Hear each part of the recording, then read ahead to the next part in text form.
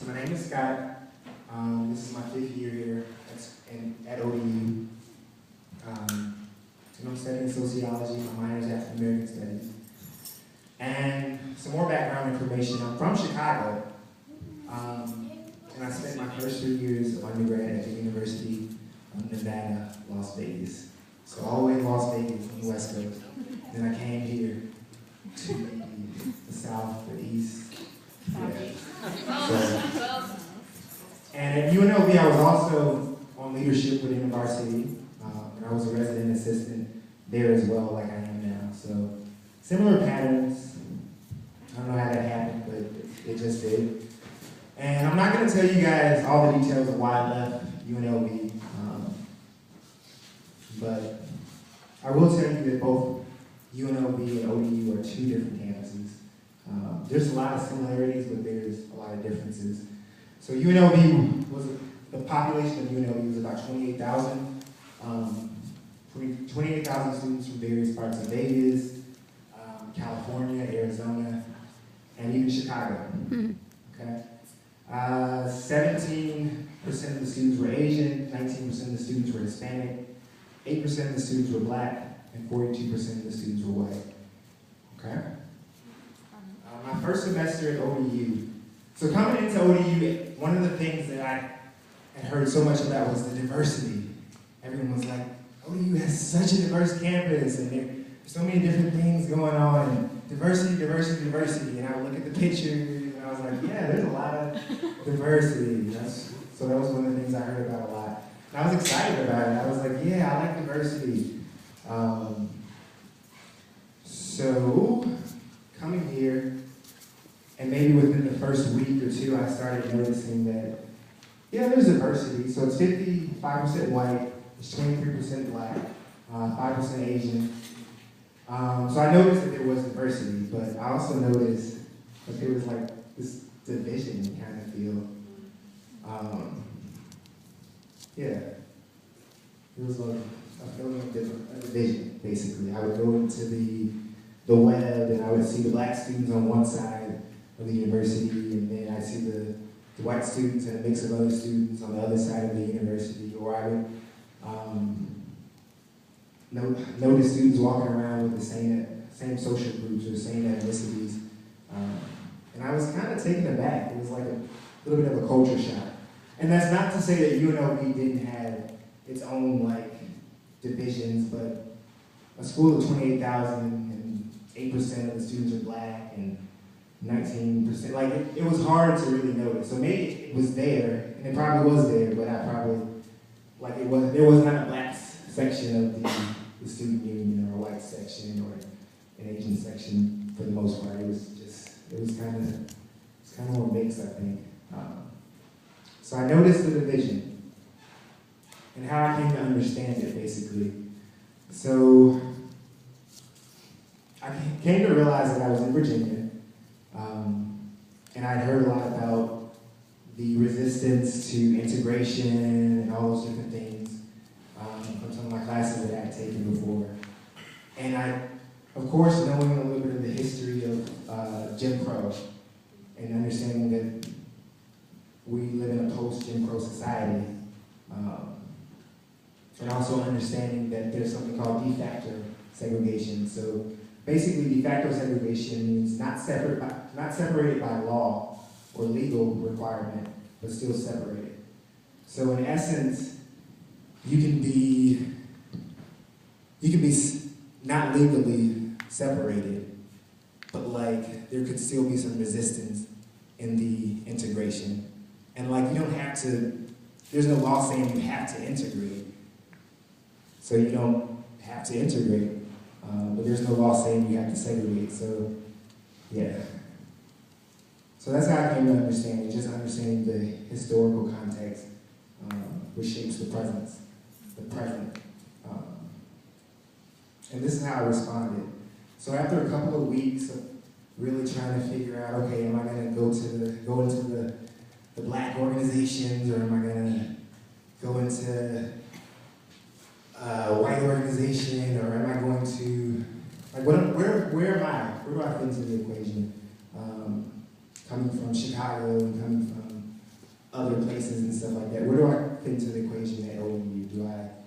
just join into the culture that exists, or do I, like, what do I do? So, in essence, I accepted it. And I also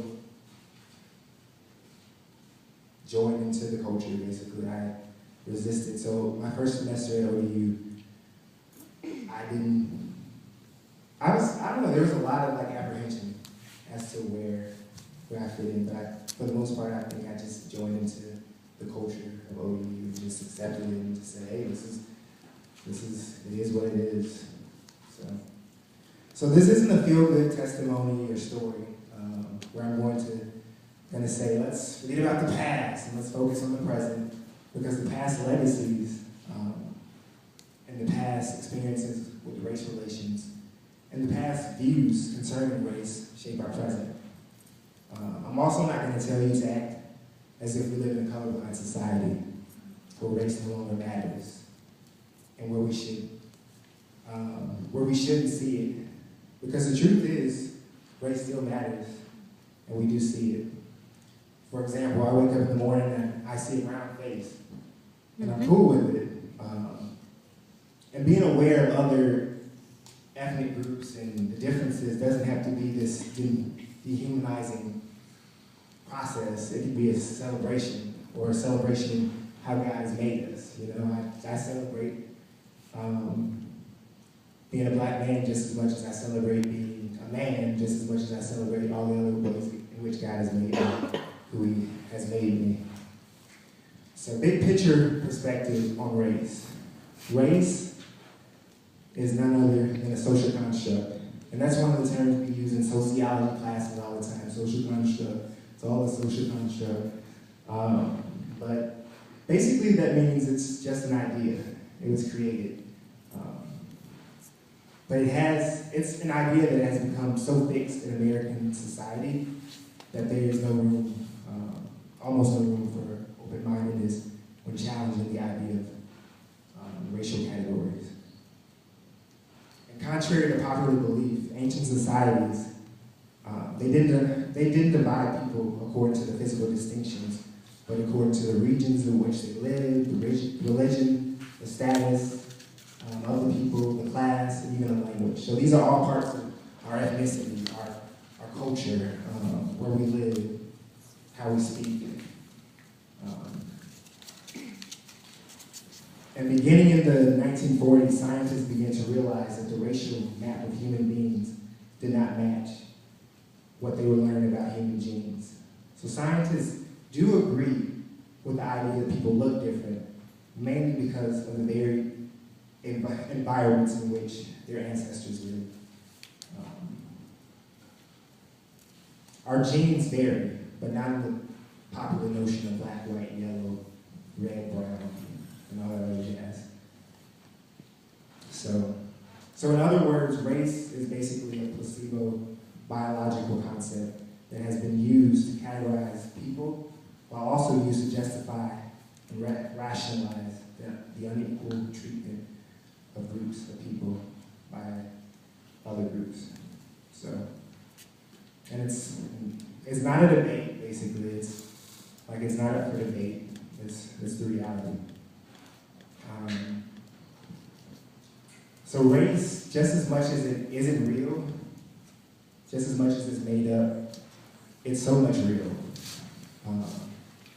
It's real because of the political, the economic, and the social implications of race.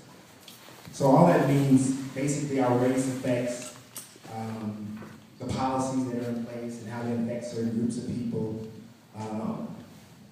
Race affects the wealth that our families have accumulated.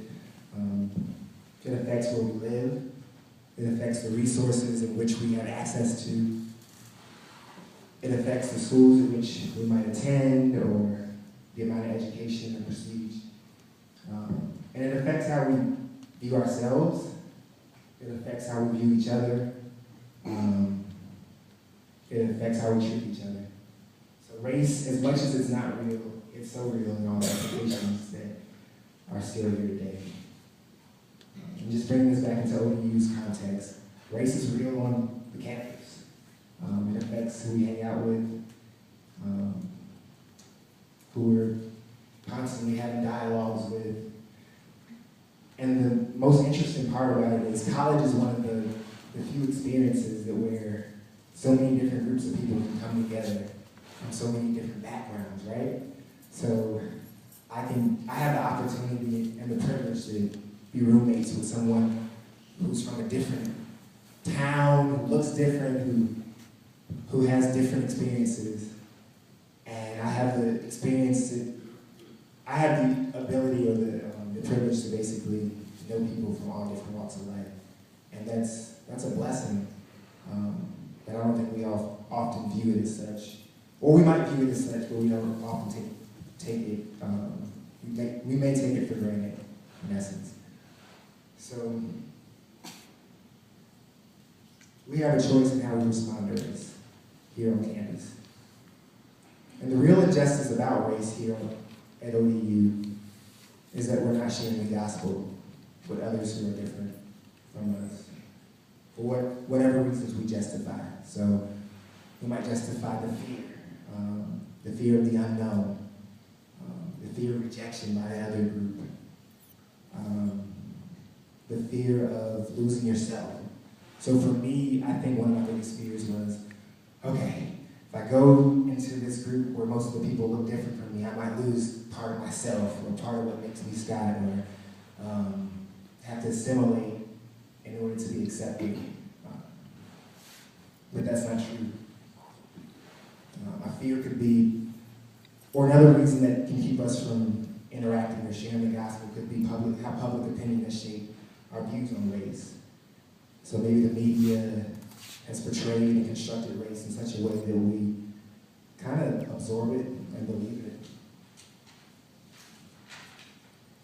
Or maybe we have a colorblind ideology in which we don't see race. It doesn't exist. It's not real. Or even maybe we've just grown numb and accepted the culture of the campus just the way it is. And we might have decided that black students should maybe witness to black students, and white students should witness, and Asian students should witness to Asian students, and all of that. So in closing, I want to just bring up some questions that we can ask ourselves. Just sit for a moment and just ponder. And then I'm going to bring up the speaker.